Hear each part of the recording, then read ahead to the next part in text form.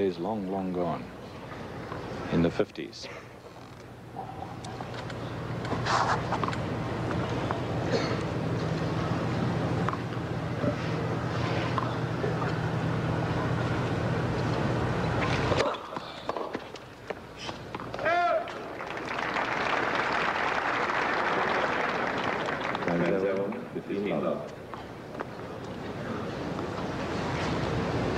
Here's the test, I think, for... You watch John McEnroe throwing the ball up there, trying to get the ball around the sun. He's in a bad position to be serving from this side of the court. But he continues to do well, 30 love. The left-hander's ball toss is thrown if he were to hit the ball normally directly into the sun, so he'll have to throw it around the sun slightly. Not something he has not had to do before. But it does change your timing just slightly. You heard the beep of the Cyclops, which is helping those who are calling the service lines.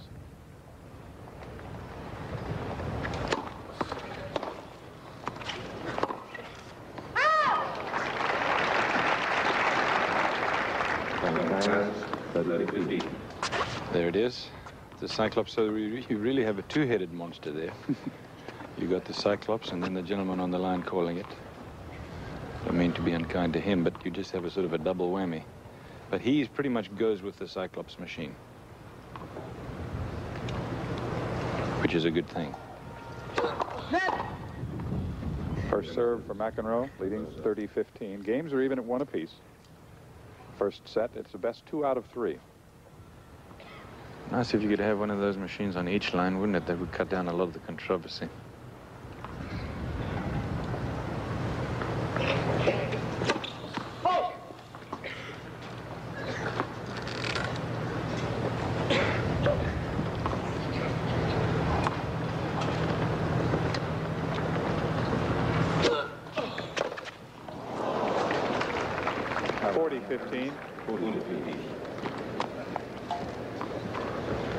We saw it in the semifinals yesterday. Ivan will mishit the ball on occasion.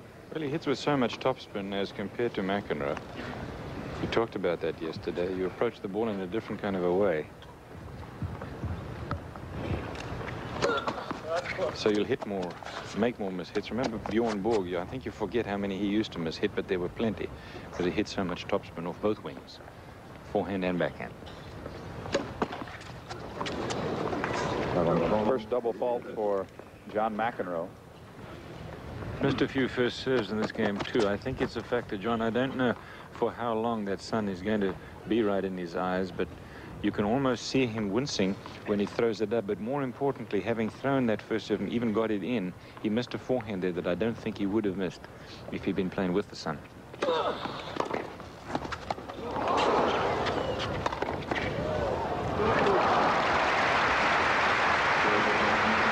McEnroe holding his serve against Ivan Lendl takes a 2-1 lead in the first set.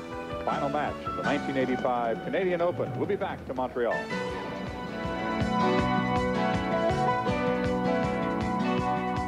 A service winner for Ivan Lendl.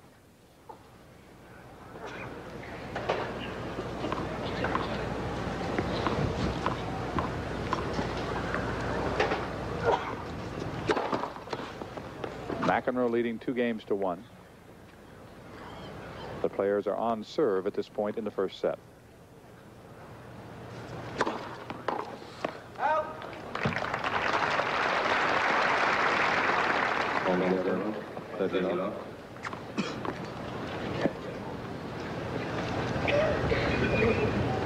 Lendl cannot catch McEnroe in either the points or the money standings. But if he should win, it would be very, very close. Very little separates these two players at all.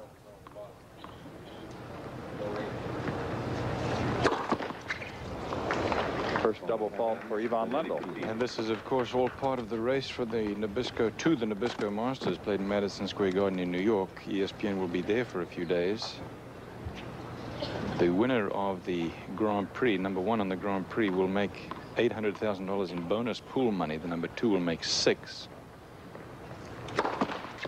And we're talking on top of all these numbers we've already given you. On top of all those numbers, plus the Nabisco Masters itself has a $500,000 total prize purse. So there's a tremendous amount at stake. The points for the Grand Prix, the seedings at the Nabisco Masters in New York, the ATP Hewlett-Packard computer points as well, which are the things, which is the thing that makes for the seedings at tournaments and the acceptances in events.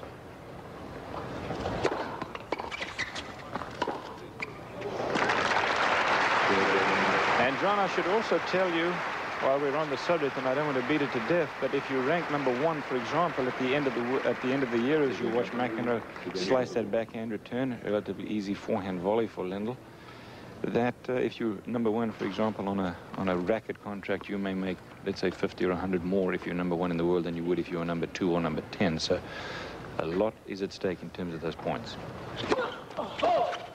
And the money becomes almost mind-boggling at times. It's big business.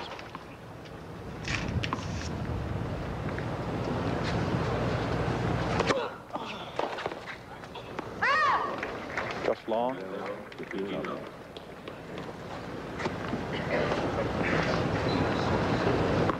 Ivan Lendl, for example, is very close to go over $7 million career official money if he should win this afternoon. McEnroe is already over $8 million.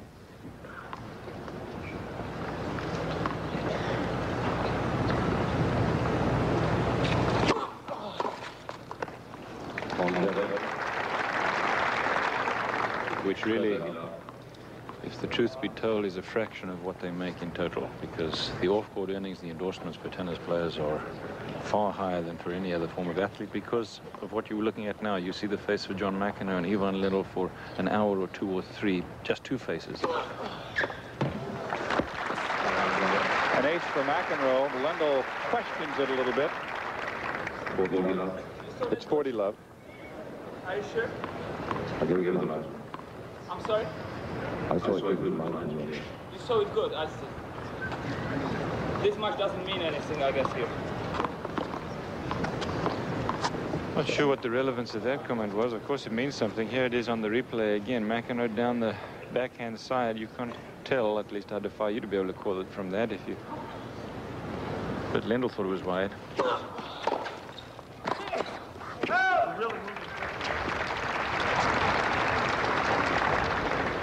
It's now 40-15. McEnroe coming to the net, but his volley went wide. Well, see, he comes in, and Lendl knows that he's got to hit the ball hard and try to get it to his feet. Against Jimmy Connors, who doesn't come in, Lendl will chip the returner serve and get the ball in play. Not so against McEnroe. Net ball. There's a different style of playing against different people, and that's what I like about him. He'll adapt.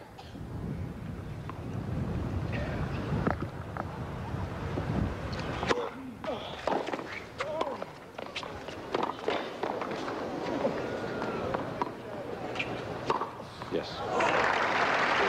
He drove him deep with the lob, but McEnroe was still able to put it away and win the game. We're still on serve. First set, it is McEnroe leading Lendl 3-2. So we were telling you about that lead to the Nabisco Masters in Madison Square Garden. Lendl, as you see, over 2,200. Mats Wilander 1,758. Jimmy Connors, and then Boris Becker, the result of his Wimbledon win at #5. The winner here will get 288 singles points, and the runner-up 201. So you'll be able to figure out that only about 300-400 points separate these two players from the #1 position.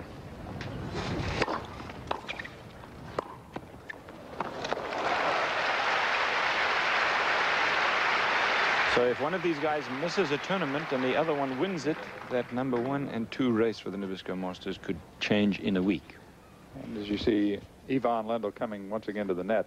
The other thing, if they both keep winning and moving into the semifinals and finals in the same events, it's very difficult for Lendl to catch up. Because there is not going to be a big difference in the total points. It only happens, I guess the one reason it's there, it forces the players to play every week or almost every week.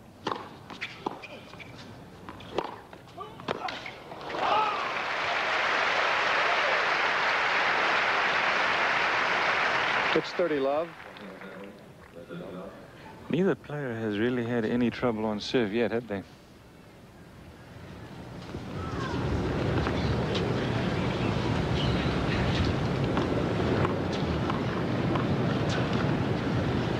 Pretty routine so far. Lendl was at love 30 on his serve in the second game of the match. Right. I suppose you could call that trouble, but he came through and won 4 in a row.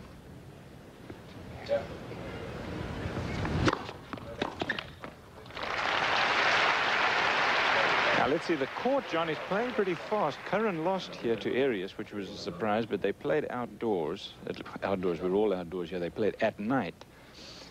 And it was on court number 4, which is... They did not play on this court. That's right. It was a slower court, and I asked them both afterwards, and they said that this court is quite considerably faster,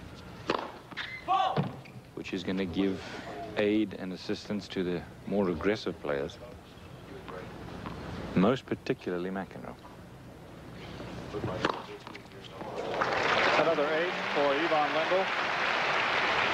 He holds his serve with a love game.